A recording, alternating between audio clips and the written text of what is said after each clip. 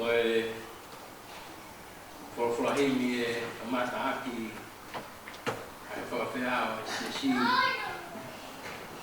ka mo te vita kai anuanu tauna horo he te whia kono limangi au ka mo i ua kulu maa hiwa o e imi lima ua hiwa o e imi whatako me hake kau hiwa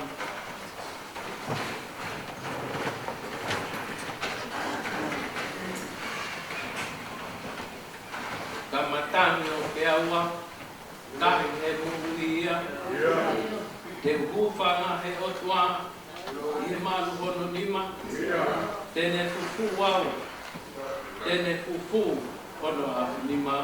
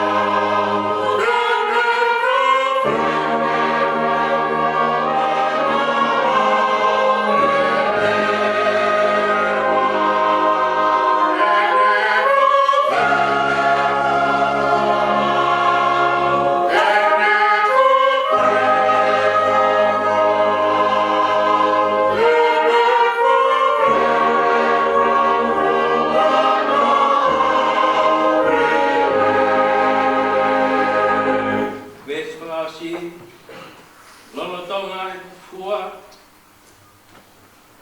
e kolo si koi mamahingi au he au tua tau i ene tamasiki tene fufu au hono a pinima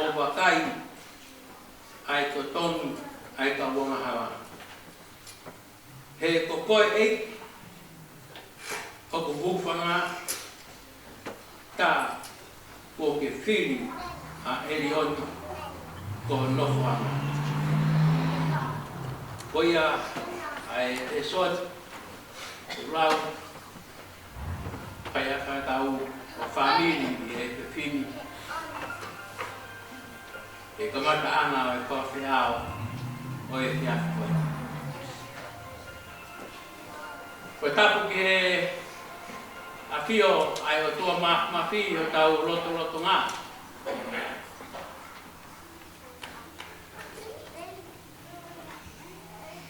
Matapu ki he potu top tapuni. O whakatapui ke whai ai.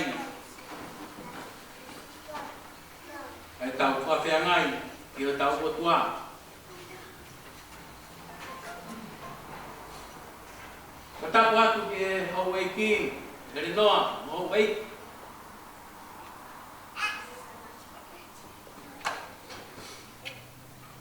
Matapu ki a Langiawa. Pehe ki a riu mai potua. Ma whungauta, au ma hamatapure. He matapu ki he whahu. Pehe ki he alu motua. Kai ma ai o family.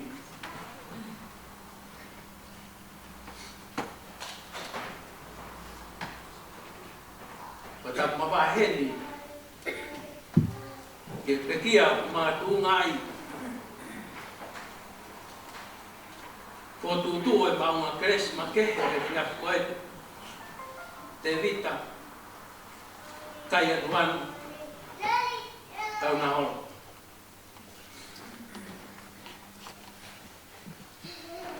Matapu ke pai tukau. Mua lot. E matapu ke se tuata.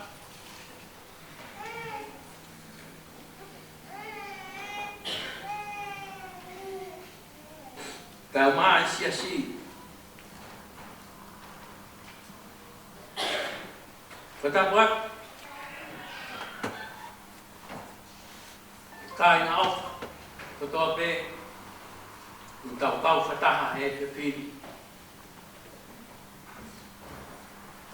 E maunga keres ma ke. O e te awhoi.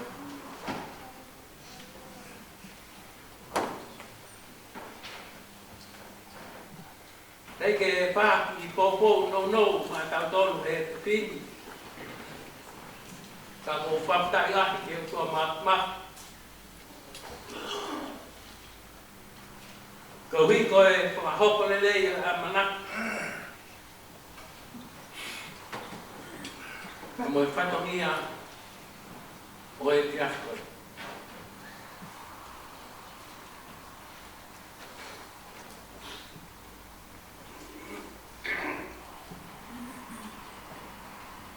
Ka neo ngāri whatupake. Ai ui ko whai i o tau tohoa koe.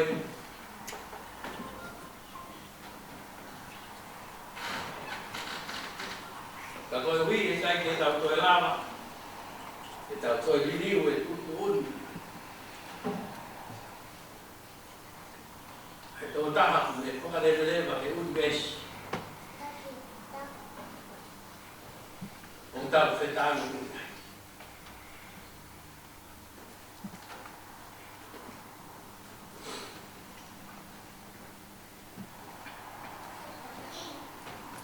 Ko same o e ke fin.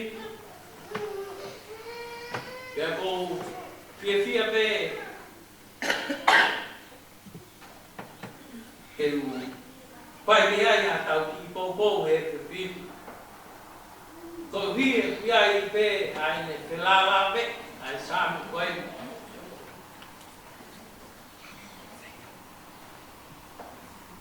Ka moe haa whanonga. Na whanonga mai ai e ka mana e ki koe. Hiki whanua na le whai me me toka.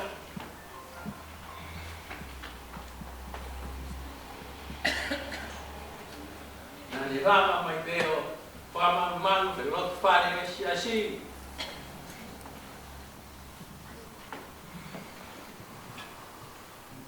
Pena e hinga pe he. E whakakautau. Ke ngā oe ati, ai sāmi o e whiwhiri. Ke whai a koe, hamanat melie ki to o koe koe same koe ni o ku ha mahino pe me tanoa o same o fini koe tangata ko tope i maman o viai a ene whekau ap pe mo ene whetuta pe mo o tua o mga tuunga i he whiri ai toko tako ia.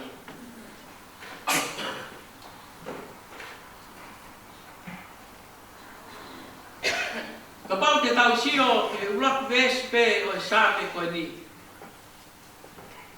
Ko ia o unofo i he toi anga o erioni o kune mohe i he malu o sātai.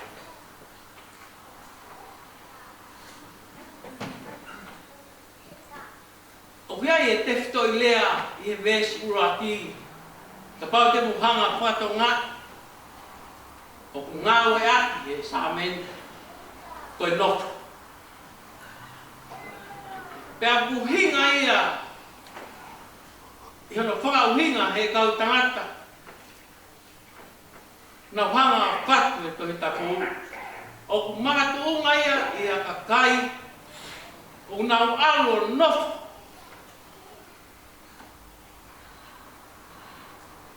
Ke feitu nau ilo, neo ma whaingata, neo ma masiva, neo ma mamahi, nau ilo pe ai feitu ke nau alo nofu ai, koe feitu ia o malu ke whaiti ai e nofu.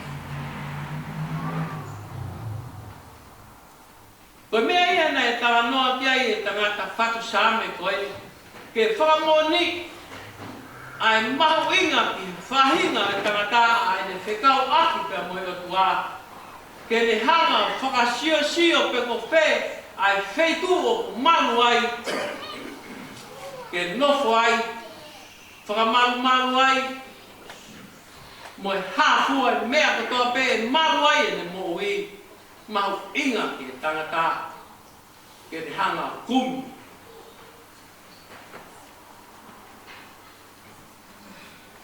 A taha e malu ai. A ene nofo.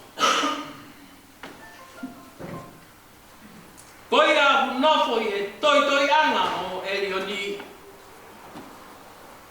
O kune mohe. I e malu o sātai.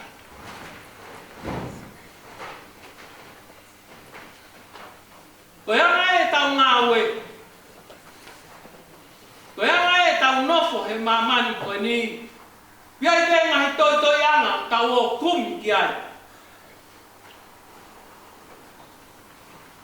Te tau whamalu ki ai. Koe lahi e tau pāngā, te tau malu ai. Ka koe hui koe whakakau koe nā ku omi ai e sāme koe ni. Nā ku sio ki hala whanonga e tā mai o eiki koe ni. A ene hiki whanua pe me i tonga. I ake a te whā, ai hoa kai mai ki whanau. Tai hiki mai.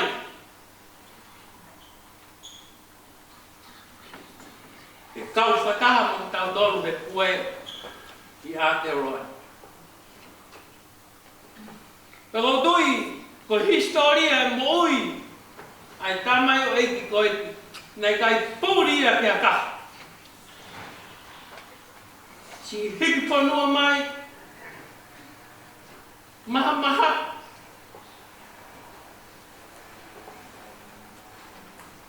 Ka koe hina e ilo pe te vitaia. E alu pe o nopu.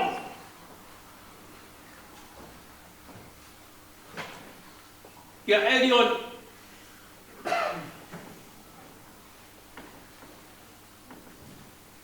Hei ai pe a.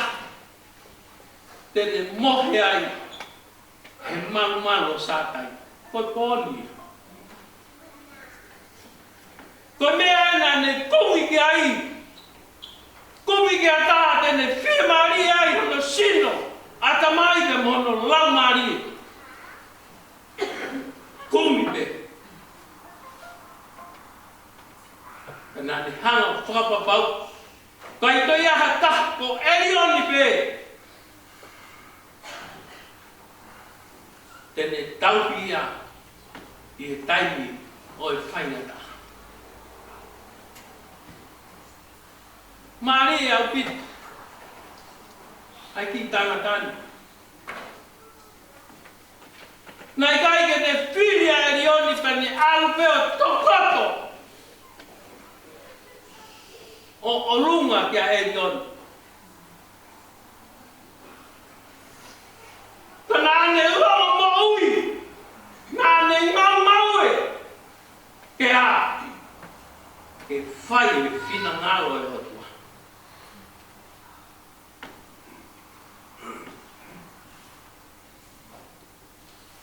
Siasio e.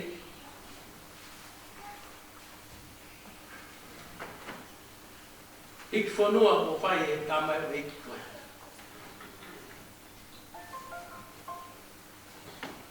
Nā e hako pe. Ka mohono la kanga whalanga ka mei tonga. O tangotu he loto whare. O waini.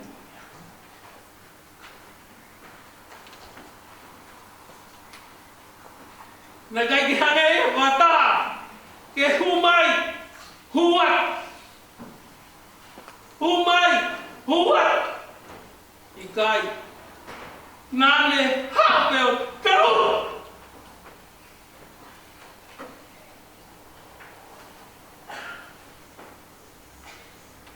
Ngau, longo mo ui.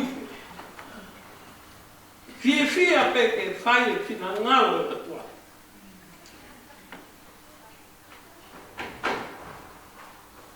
Nā kai hapa si mahia no sino pa mea ke ne whakawai vai i kai.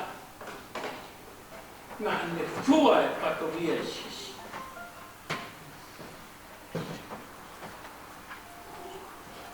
Nā ne tari kua pe malanga. Ko whai e pai whetau. Kai a kai mia, whawhisi ai. Puke pe. Puke pe ne tui. Koe uhi, nai kai. Tene toi pehe eia nai aha kaha tene mau ai.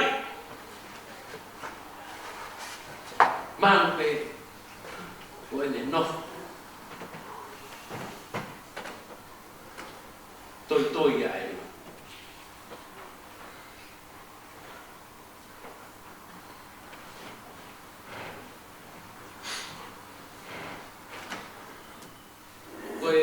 Tamai o iki koe ko umahen nere ang pitu pa mo e tangatan.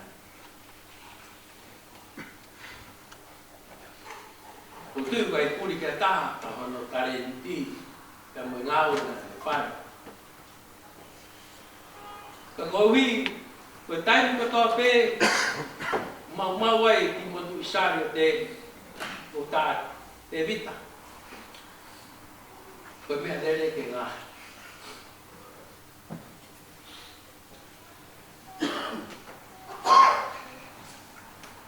Mai tangata. Ke boleh dia? Dia no sio. Papa wa me wala na ahi.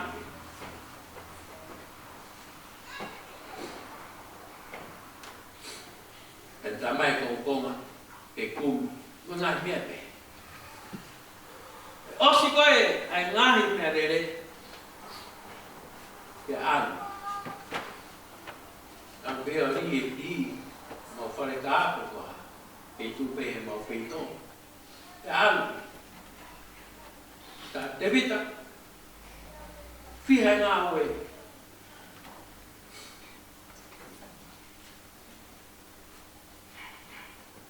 Mai tangata.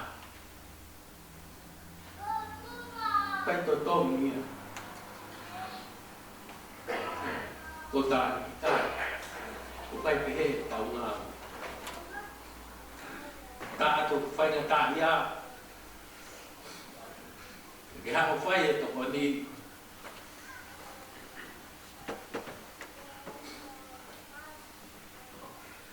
Ke tā mai ko pai toto. Ko whai na tangata nei pe ai ne mo. Ta tau e vepa o tunga ne puria ka taha si asi.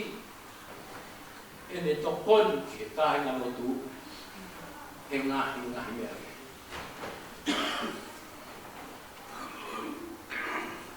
Pe mau tō whiha mea re hawa ke ne e pen i uri. Whainga lau maari e ia. Nai maa pe tangai.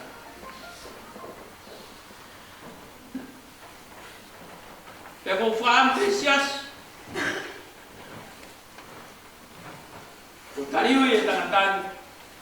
Ka viai pe ai mea te tuku mai ke te tau tōru. Ke a koia e tau mo'ui e tau whanonga o whai i mana. Ko tarata nei kai ilonga hono reo ona e whakatahanga i siasi. Ko e lotu pe kua heka he mea re whoki kia. Whainga lau maari e i. Na i tangata. Whaongorongo pe. Na kai ke te tāwa le lawa hame. Kai. Ka koe ui. Ke whakakau pe mo sio ai mo tuani. Na iai pe ai le whekau ati pe mo e o tua. Na i makatu ngai. E te whaile ngahi ngāu me le koe. Pea kua koi ki tau tōru he tamai o eiti koe ni. He fiak koe ni. Ke tau tokanga mua ke tau hanga o whiri. Pe ko hai koa te tau nofo toi ai he taimi o tau whainga tāia.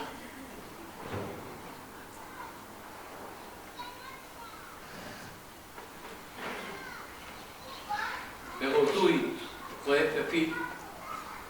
Tau whamooni ko toa pe, e tau kau whata. Pea mo te kamai e ki koe. O wikai toi ai ha ka. E maru ke tau toi ki ai. Ta ko heri o te. Koe o tua pe ta. Koe e te tau whalala ki ai. Koe a. Tene whaini. Ko tau tauhi.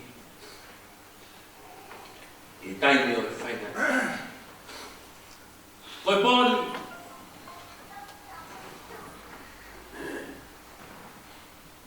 Ko ne ta tau mai. Ke si pa mo e whamiri.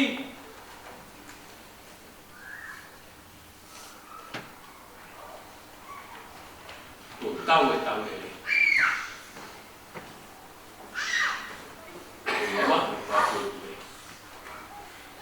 Của để tỏ để nấu cả một phim mà rồi tôi ai là để phim cái gì tao kia em là các mama lang lót phiếu ngao em các bác sĩ rồi tôi ai là để phim rồi bon để pha môn mai của la vai tau re ko ne toka non ka mo fie mai e mal sa tai ene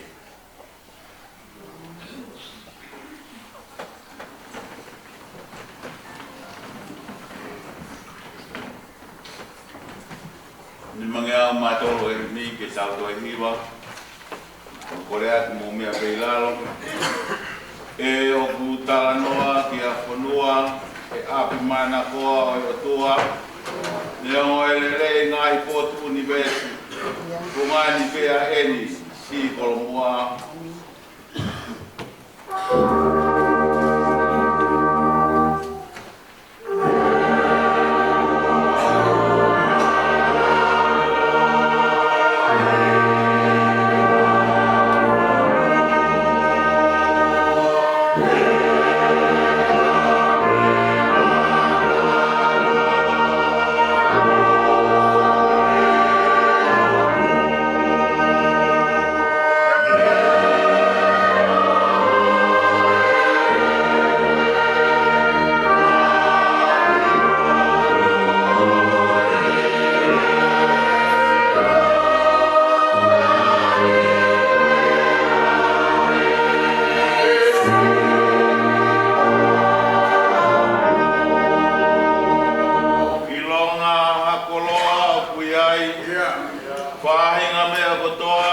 i molahi. E maa kona i sino mai ata mai. O i kai ngatu vai, whano masani.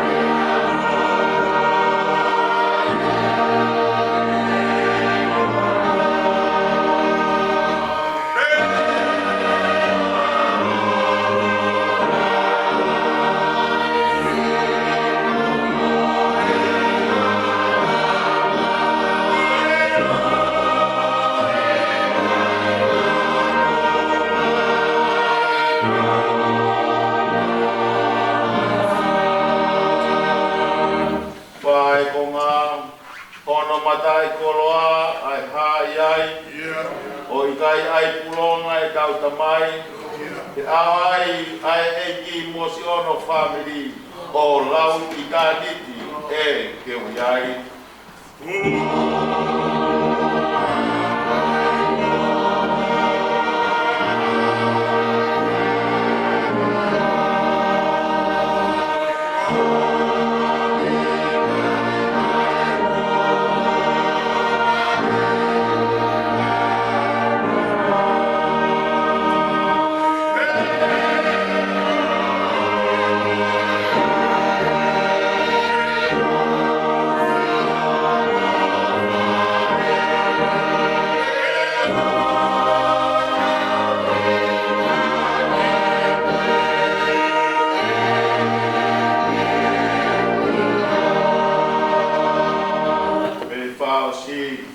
ko e te huki ai e mamahi e maua hewani ka whenga la pia ke tuo tau ure anga te ke ma o nofo moe hau he langi langi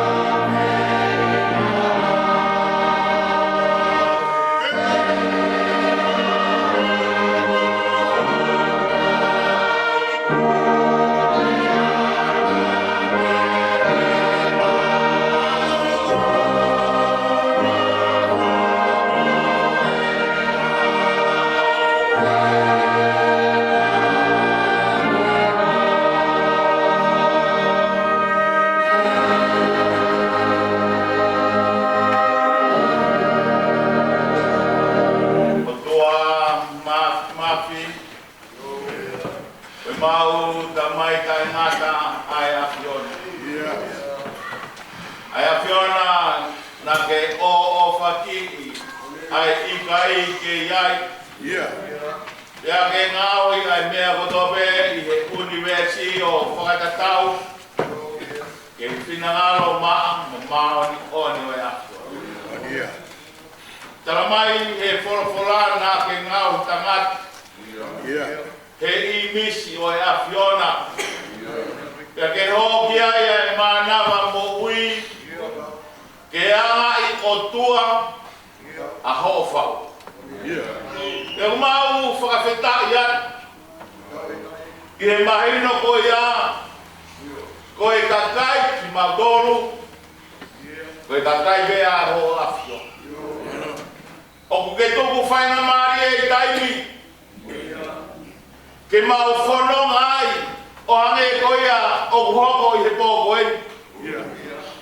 Te kue e taimi aku ke tuku mai e taimi ke whakaosi e ngā ue koia ka mau whoki ki api ki he awhio. Lolotonga e mau whanonga o ku whai taimi o ku mau whakamooni atu o hange koe tala ai pēteria ke i e FF koe. Ko koe a homa uno whanga i he tau tangata pe mo e tau tangata. Te ki whakatupu e whanua mono whonu. I o taru mei moa o lau i kuonga. O tua pea ia. Mau whakawhitai atu e o tua. Ko hui o kune hului. E re soni o e fiafeni. Talamai. Ko ia unofo i he toi anga o e oni.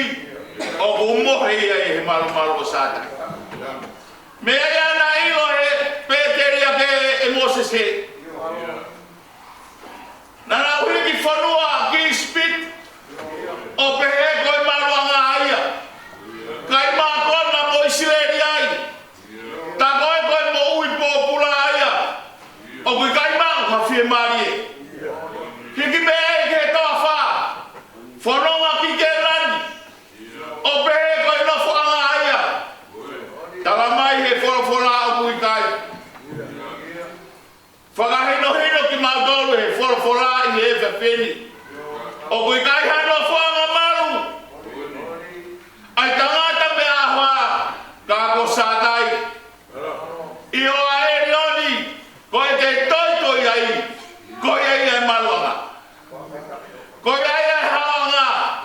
Pe koe hūwhaanga anga i o e tangata. He whanonga o mau whai taimi. Mau whakamalo atu e atua. Ho omiha whainga maari e. Ke ako i ki mautolu. O kui kai ha maruanga i taimi. Neongo e mau whanonga. Neongo hotuku ki mautolu. Ke mau whanonga ia e wai taimi. Ko ke whaki mai. Ako e otu abe. Ai pūwhanga anga watangata. Mone e Petere ke ia. O ku ngā hoa e mea kotoa pe. Koe mau whanonga o whai taimi. Talamai he Petere ke. Ka koe muna. Ai mea kotoa pe i taimi. Tāloa pe pa moe a Fiona. Moe Jerusalema fo ou. O ku tokanga kia e Karistiane. Koe ai maruanga. Ko teu e si hoa. Mau whakamalo atu e atua o hange. Koe whola moe a konaku ku mau whanau kia i he pepini. Koe tamai o e ki koe ni kua toka. Moe kapa. Lava e whatongia. Tāna ne ilo be.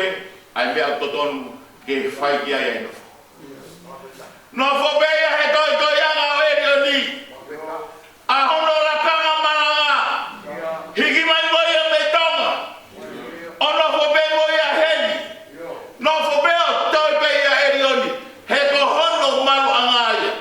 Talamai e te uta he whawhini. Koe kulau e kia si hoa. Ko ku hūwhanga anga ia. Ko ku tari tawanga. Whakawhetai si hoa. Nenga po alwa ho tamai o eki. Kāpu ne whakahino ki mauto. Ai ki lakanga. Na ai wheo hiai ka moe awhiona. No fo ai peke tangat. Koe a honi kua ke ui at. Rawa e whatongia. He na e nofo pe e te koe. Pea e hiki atu pe ia.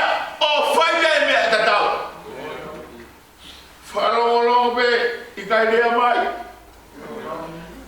Taranoa mari pe ke taha kotoa pe. Kai hatahu. Pia mau hawhatongia. Ke tokori ki ai. O ku whai pe. He pune ilo baua hono nofo ngā. Mohono malo ngā, mohono kuwhanga ngā. Mau whakamalo atu e tua. Nea ngogu lau ai tu e family. Ea moe siasi he whiawheni. Hange o more e mau amanaki. He whakaoho ware pe he. Aku tala mai e te vitai a mou whie mari e. Ko e ku alu na aku lofo pe au. He lofo anga malu. Ko ia e moni mea. Ko ia mea pune a ko e ki mautolo e kau Karistiane. Lofo pe ia si hova. O kui kai hakoui. He wheo hi mo si hova ko e tā noe a borikapi. Ma o whakawhetai atu e o tua. He whainga mari e ne ke tuku mari. E mau wheo hi ai pa moho tamai o eki. E ne tā si pinga. He loto whare o wai ne monia. Mau hiki mai me tonga. Langai whare loto wai ni ta mau pehe ko manofo angaen. Ko wai ne monia. vita ikai. Koe la kanga koe bu ako e si hova koe ia. O tunga maf. Ako ki mautoro. Ke hange koe lawa e sa me. Lawa ai ke mau whaka fua mau ngahi aho. Mau utu haloto o kote. Tāpe kena mai si te vita. Pea moe wholau po ne whai. Pea mei taimi ki tai. Tawange kei tū tātu. He kawai e no ngā moe whimari. Whi āo pea moe hau. He taimi kotoa pea o ene mui. Mau rotu e tua. A whei taurara a whiona ka ke tāpe ki nai umotu. Ai whahau ka uma e whamiri. Omi mua hanonga pa moha whimari e. Ke whakamahino. Ngā tāka e tangata mea vai. Koe whakakakato ia. E whai e sihowa. He koe ano tari taonga. Koe whakameri lo. E whai koe e sihowa. Ai mea kotoa pe. Owa te mō puputu ho mōlo tō. He pu ai o tua. Ai mea kotoa pe whanonga o tau whai tai. Kua maulo tua. Toko e mai la mari e a whiona. Tāpe ki nai whinei whewhkau. Te oi koloa o e pōkoi. Kai mai se to tā. Ka moe mana ka kua tō mau whakamaro atu. I ho awhio. Hanga i whawhonga mai e awhio na o mona e maulotu. Mau mana tua e ui tau ki tonga ka mai siki whanau paia. Ka ui kai ha paia i mamani. E ko si hoa. A hono tai tau ngā mono nofo ngā. A whai tau lana mua e a whiona. Te ue wholau ki tonga. O maulotu atu. I nau tolo unau wholau ka moe mea whaka eki. E whakawaka o pe moe whinangalo e a whiona. Hoko. A ngā e mea kotoa pe. I he taimi ka moe whanoa ka mau whai taimi. O kone ako ki mau tolo. E mau ilo ai. Koe a whiona pe si sua mau nofo ngā. A whi mai mua ka moho wholau hangi koe a he whiafni. O tongi kera loto i he mau mo ui. Whai mau whanonga au whai taimi. Pe mau ui kotoa pe. I he akua teo i ho a whio. Mai ka kai unau tui morot i ho a whio. Pe tauraro whakakakato i mau lotu ke tapa kotoa pe. O i kai aki ai. Mau kore ngai mea nete koe sisu. O mau whakamohu i he meni.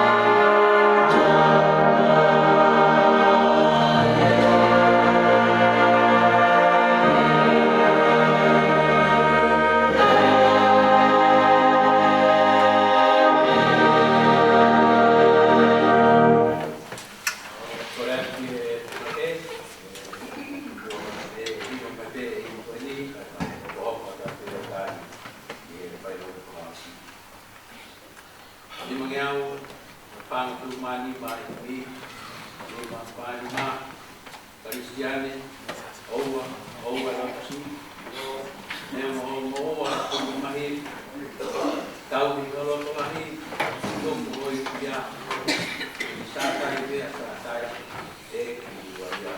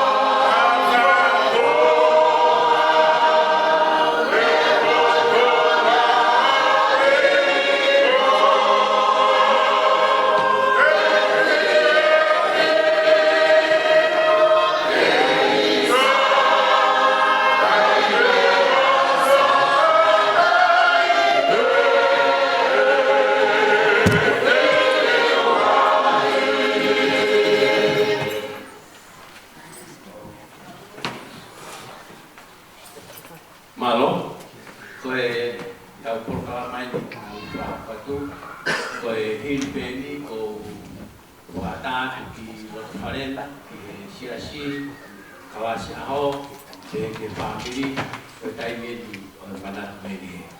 Kakahili ya opo mai ai pe ai ke kala koe tekia, kata ko ki hoko ai ki whailo kuamsi. Malo.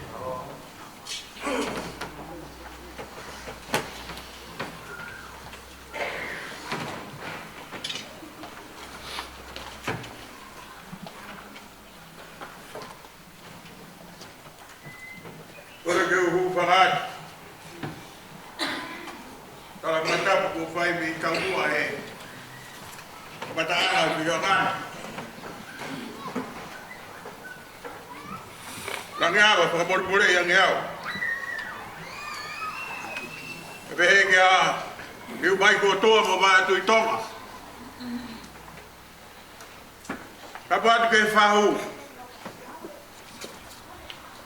Ketuk ke ufavo fongayat, ay kelas aho, naik kelas aho ay pekia, tevita, kaya nuan, tahun haul.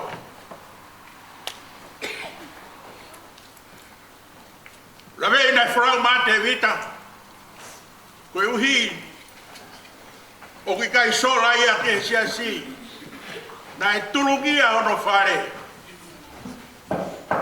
Pea whanau mai ai mei tonga koe hiki whanua mai ki Nusilan. Whanau mā te vita whane kumi e wheitu ane koe ia ko tau whanongoa. He whiaf koe ni, he whora na tau whanongo ki ai. Kumi e wheitu ki whai ki ai e unga. Pea ne ilo hono whare toi ngā. e whai ai e ne unga. E awhi mai ai a te vita o kau he kalasi aho kubora o tonga. Ka manatu ke pekia. Lagi awa, koe mooni koe sa mea e ahoni neo mai uulu e o sen lolo tō. Pea mohono kau pea ube mo e pea taane ko hake. Io loto whare. Ka koe ne maari e na ane ilo e whare toi ngā ke toi ki ai. Pea koe ku manatu meri e ke pekia koe ni. Taimi nane ata aiga mei whare mahaki. Ma whaatala noa wa upe tala mai te vita ka te au. E ne whakawheta ilahi ki e ki na kai ke ilo e toi mo ui. Whai mai e ma whono ngāpea. Taimi katoa pe whai mau kalasi aho. Tia i te hoko i taimi e ke whai kalasi aho. Kōsia awa ka te vita ia ke whetu na whakoutua ai. Taimi ma kalasi aho toko ua pe. Pea ngā loia ke telefoni ka te vita ke ua aluange, kutu uanga te vita e ma teu. Whai ai pe kalasi aho. A koe mea kou pāria ia e pe kiani. Ka o ke he aho nei, hua te vita mau e ne ki ngā ue. Tala mai te vita ka te au ma, upua ke atu i ta kalasi aho. Koe hui he te overtime ke maha se niti ke awe ki tonga ke family. Ranga lele i te vita. Te ke mau hatara wo, wange ko te vita he mau klasi aho. Koe maklasi aho ko teimu ko mau hiva ai. Koe mea ko manatu ai ka te vita, teimu hiva mau klasi aho. Ki mai e te vita whaha e nima teimu ta. Teimu ta tauke. Koe ke pehe maa te vita ea kure oua. Te maure oua bebe i mua ki mui. Ko te whanau me me te vita ko te noa e te noa. Ka wahifo lauralo hifo ai pea ma lauralo. Pea koe mea ea ko mau kata mau klasi hao ne nai o talangi. Koe manatu fuoroa aku ki he pekiani. He koe tangata na kei loto lele. Whahanga ea o ta ofia te vita whaki luku koe ni whanau paapai e siasi. Whanau pea te vita whaha luku ai ke utala ea o ki ai. Toro anga te vita ki api o anga pau tanga. Koe hai, a mai te vita ka te au. Koe sereti na whanau o tala koe e tau luku. Au tanga te vita, koe te ke kau koe ia ai. Tala mai te vita ka te au. Ma, kou fie ala pe mo e kapai kofo sisu. Pea osi ai pe kwa ke koe fie le au ka te vita. Nai pe he natura te vita. Nai kai ke utala e au haka venga si ka te vita. Nai kai ke hala te vita ia. O au ke tohi tikete, pai ke tohi he ai pramatala. Ai umea, ne forau mai pea te vita ia. O ne osi ilo pe e mea ke ne whai. Ka koe manatu peri e mau kalasi aho ki ai, ne nai mau. Tala noa mau.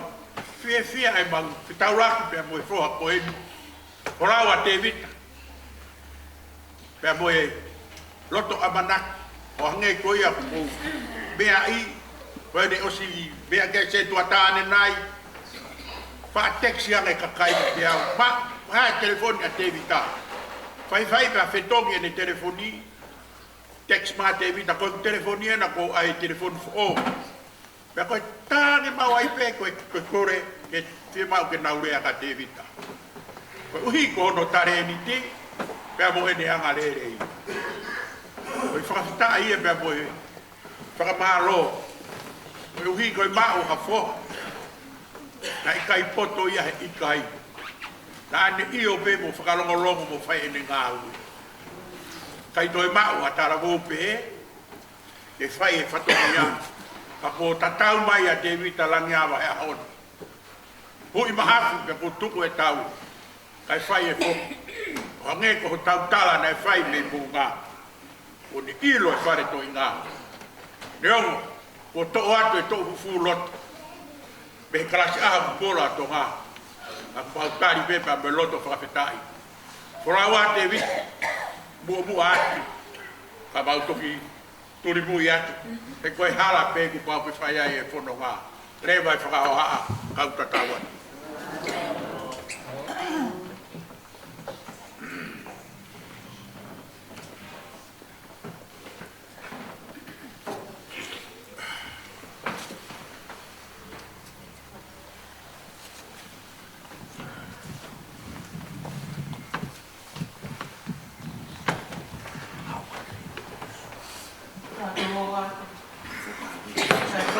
loa ke o mai wai ki whainga maari ko indi ke Pomanesia te rita ke whai muahana ki ngā meri e mohana rahewahe I e taimi nei ka nau whiohia I ka mo te rita. I would like to invite Rosella and also Peggy from the Bevitas Clinic from Green Lane. They are here with us tonight.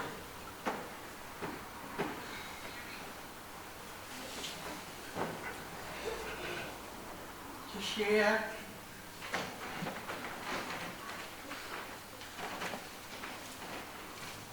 the time that we spent at the clinic.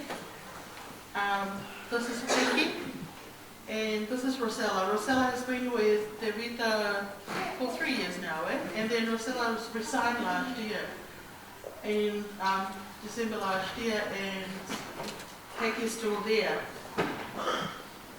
And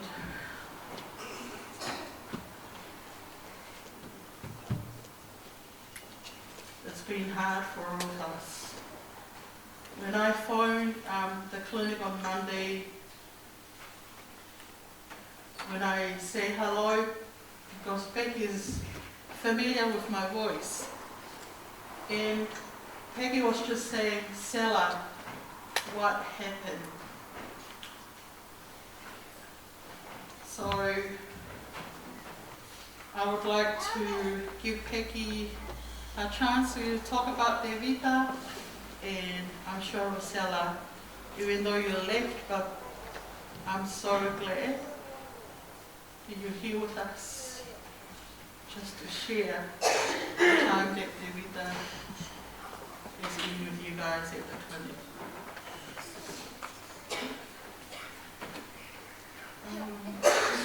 Actually, Rosella is the one who looked after Devita from the very beginning. Only took over January this year. But because I work with her so closely, so I know Devita really well also. And he has been a really good patient. He really listened to what the doctor and the nurses say. And come for all the appointments on time. And we know that he was a non-resident, and it's very hard for him and his family to pay for the medical bills.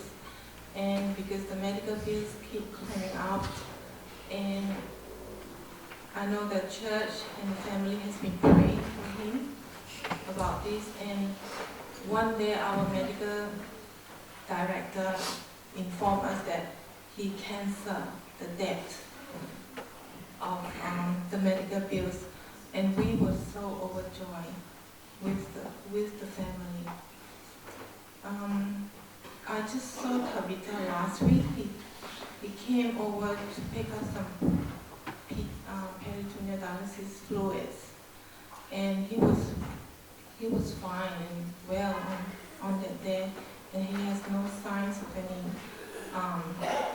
sickness, and he was really happy that he got a job, and then he's planning to go back for another holiday. That's what he told me last week. Thank you, Peggy.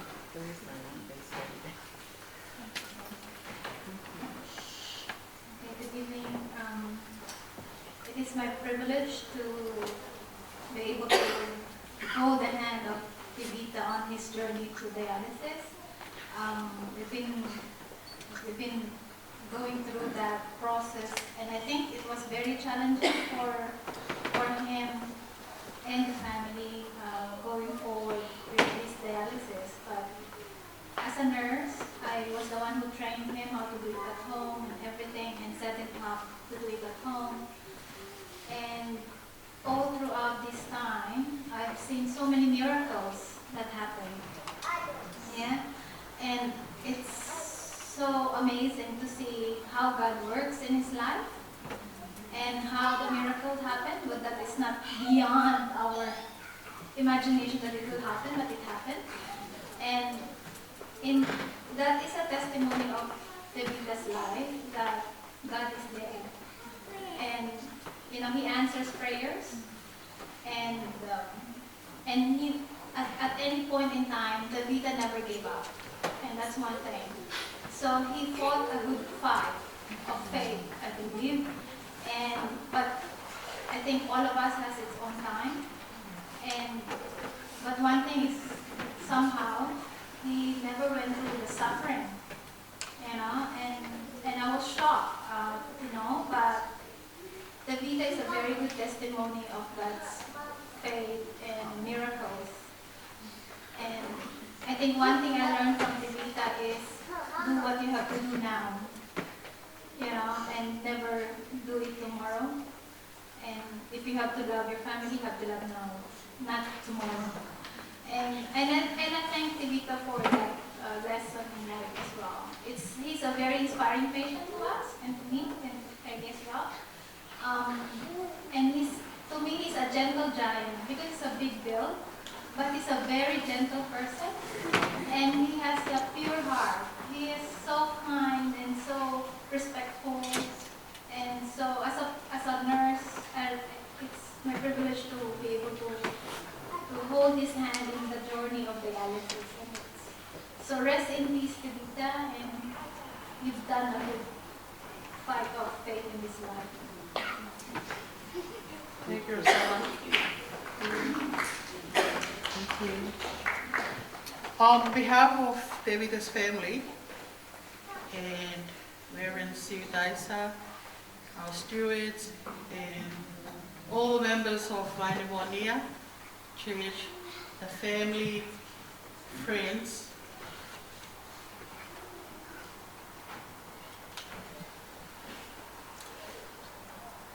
I would like to say thank you.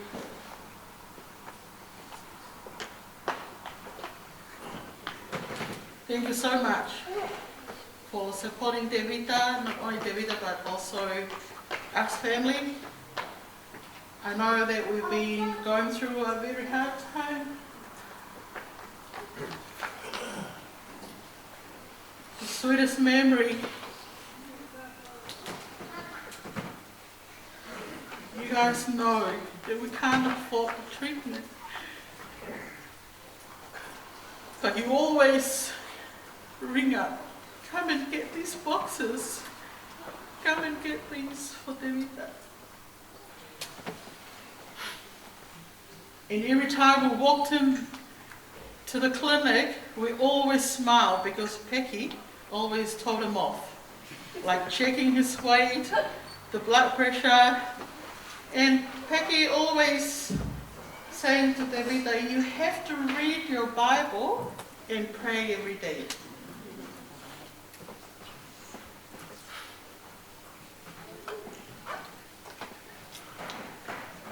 And I can't thank you enough from the family for what have you done to us. Rosella, you're always trying to keep on track with the immigration status. You're always asking me, how is Tevita's visa? You know, you're acting like a family member. And that's how we felt every time we come to the clinic, because you treat us as your own family. And that was much appreciated. I'm gonna miss you guys. But when I'm free, Pecky, I will stop by the clinic and say hello to you. And hopefully I'll bake you a cake. And I'm sure Tevita's smiling from up above and saying thank you so much for helping and supporting me. Thank you so much for coming tonight. Much appreciated.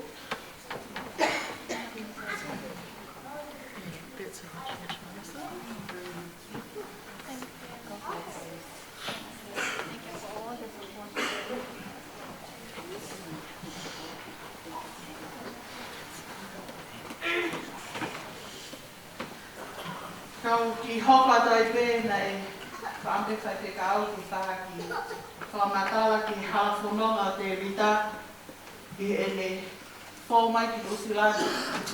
O ngā koe whakautua ne hoko ki a te ia. I he tisema wāwhetaha ni mani o mawai na telefonika mi he hoa te vita ka mātoki whamiri ki tonga mo e kore tokoni. Ko ngā koe whakautua te vita. Ko manatui le leipe koe aho ko ia aho taha hiwa, koe aho birthday a sepi. Pene whaile mai whakakaukau ki awa te ataki i he aho moni te, ke o mai a te vita. Ka koe paramina i peheni. Te ke taua pehe moni te, whakaheka mai a te vita i he whakapeko ke alato ai, ke moha. Ka nekai ke lāma ia, ka nei tok lāma ia ki he tūsi tea ke aho hongo. Lolotonga koe ni ai taritari ki a te vita, ko tārewa ki a aini, i he nea aini ka mōwirian puloka, koe kau ngā mea whawhārea ko mātua te vita. Loto ai ngawe aini he wes whono ko tāta aini. Ko te vita no puke lahi, ka ke tokoni mai mua ki a te au. Pea poka rewa nea koe meni ke ahai taha. Tōta mai a taki ka mā te vita pa mōna whohalahi i he pōtu site ko ia. Ma wā mai ki a pi, nei ilonga pea e holo a te vita. Ka nei kai ke hā mai i hono whōtu ngā ha whainga tā ia.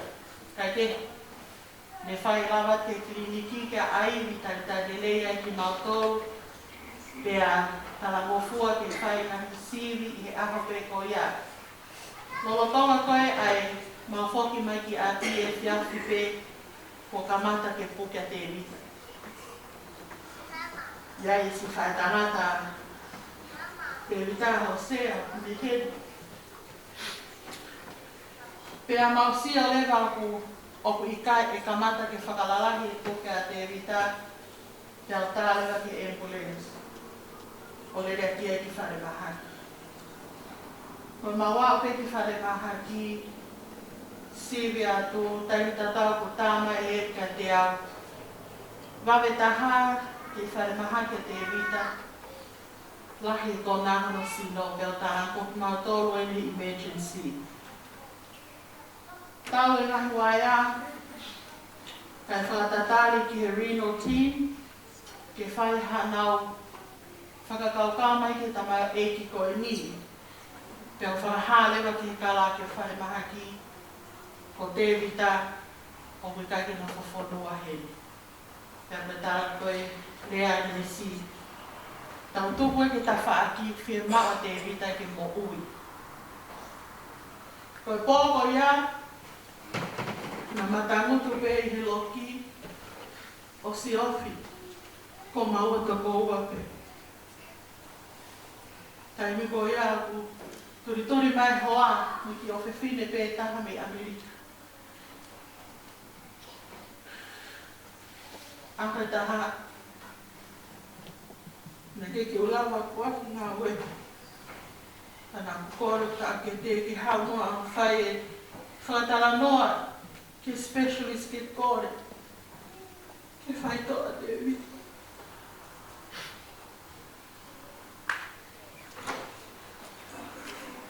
Whawheta. Nei tāri, pia kamata e pia no tāosis. Nau whanonga mai ai o whai ngahi whangataha. Ka koe kauta ke tā, ko nau ngā pē koe i kai ke no whawhonua te vita. Ka koe taha e nia ha whakautua o toto mamafa i whonua koe ni. Ka me whai ke whenga. Lolotonga e ma i he kliniki tā sistoto. Kore pē. Pe nāi taha whōunga e taha ke whaasisi e mo ua. Whawhetai nei tari loto e ki o omi ke mahaua i ke kliniki ko e ni ai o tau whaalau pe ko e tai au sisi vai. Ai ana e alwanga ia peke o kamata ke whai hono a ko i ki maua I api ke whai pēr whai to o ia. Koe tau me tau e tōle. A whai tō pēr te vita ia. A kose tau kōsi. Tari lota e ki. Tari mai ai o mai ni visanga o e tau e. O si pe me ai haui ke ua. Ko tāna rosela ka te au. Whe mau, he tare kita. Me he waa o e kofu wā. Me whare mahake o la okara ni ki whai whaataka mo kumoto. Ko mea pena mahino ki a te au. Ke tā mai ke whine ki whai whekau, ke kau ni whaataha. Pe he kia aiwi, ka mobiliani. Kawa kai mo taku. Kainga. Taimina mau tanutu ai he loki. Whamatala e o tangata eiki koe. Koe mo oha te evita ko tamate.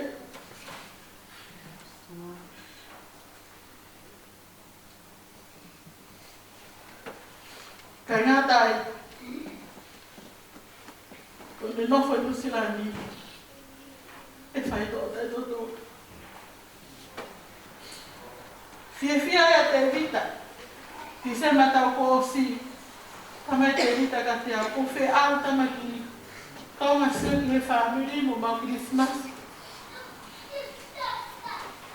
Ma whita kai pe au reite ne u whai tō o. Awe ki tōna. Mua whai tō o ia he sino peki ake. He ele fo fia. Ke fo ki waki. Aloi au te vita.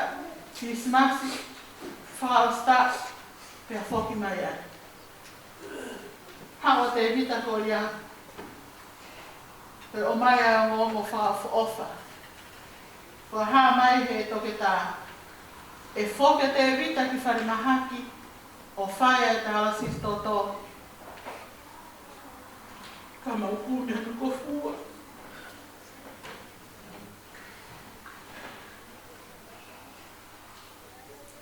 O si kamata e process ia. Na o si kamata e se ulaki. O stāngi ne sio tala mai ki batari pe.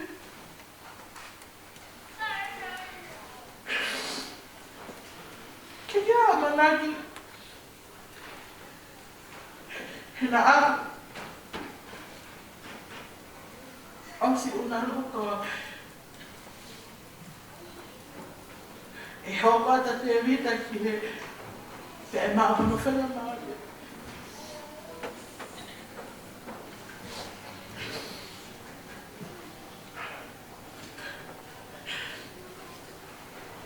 Mui ke hosi.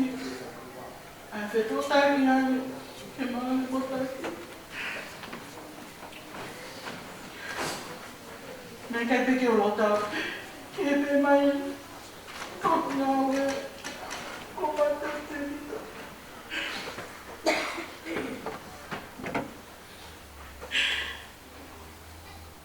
Ka mea loia.